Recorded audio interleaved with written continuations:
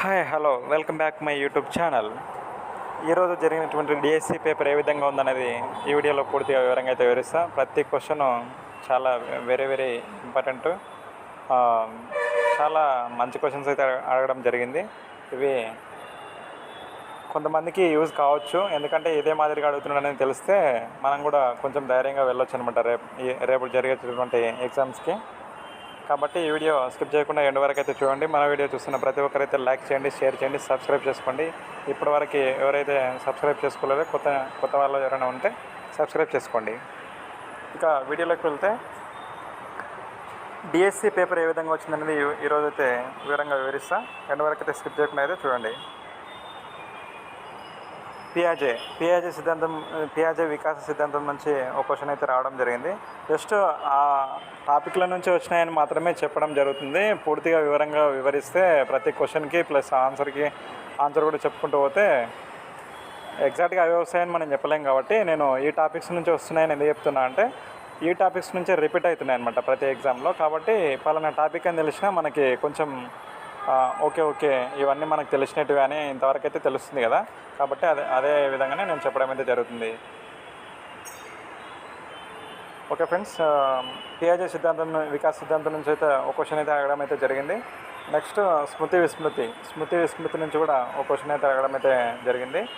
Next వచ్చేసి NEP 2020 నుంచి కూడా ఒక క్వశ్చన్ అయితే అడగడం అయితే జరిగింది.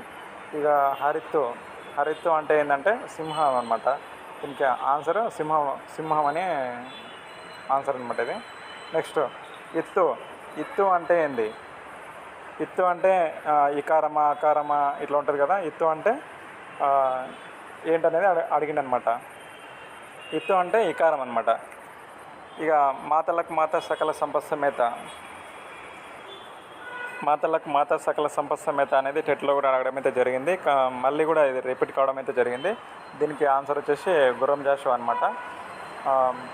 నెక్స్ట్ వచ్చేసి స్నేహబంధం నుండి ఒక క్వశ్చన్ అయితే అడగడం జరిగింది. అవి ఏ విధంగా అడిగిందంటే ఆ లెసన్ నుంచి స్నేహబంధం లెసన్ నుంచి మందరకం అంటే ఏంటి, చిత్రాంగుడు మందరకము హిరణ్యకము లఘుపతనకం ఉన్నాయి కదా, వీళ్ళ ఈ పేర్లు ఏందనేది చెప్పడం అయితే జరిగిందనమాట.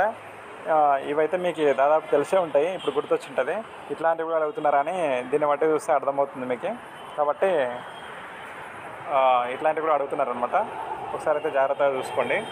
నెక్స్ట్ క్వశ్చన్ ట్యాగ్ నుంచి ఒక క్వశ్చన్ అయితే రావడం జరిగింది. యాక్టివ్ యాస్ ప్యాసివ్ యాస్ నుంచి కూడా ఒక క్వశ్చన్ అయితే రావడం జరిగిందనమాట.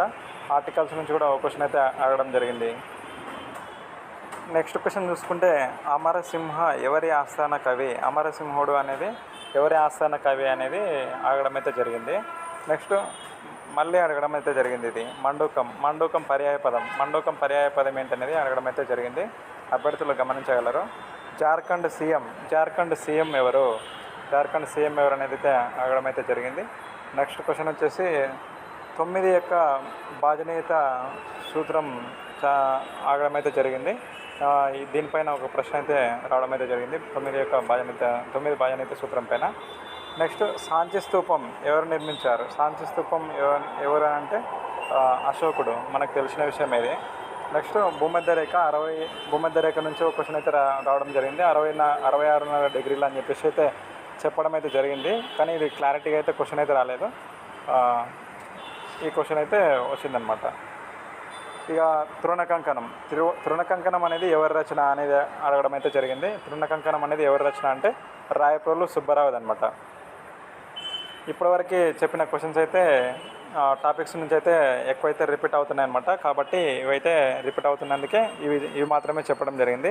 ఇంకా మీకు ఏవైనా క్వశ్చన్స్ రిపీట్ అవుతున్నవి లేకపోతే ఇవి కూడా ఇంపార్టెంట్ సార్ అని అనుకుంటే అవి కూడా మీరు కామెంట్ చేయండి. అవి కూడా ప్రతి ఒక్కరికి యూజ్ అయ్యే విధంగానే వీడియో చేసి పెట్టడం అయితే జరుగుతుంది. ఇప్పటివరకు చూస్తున్న వాళ్ళైతే లైక్ చేయండి, షేర్ చేయండి, సబ్స్క్రైబ్ చేసుకోండి. Thank you.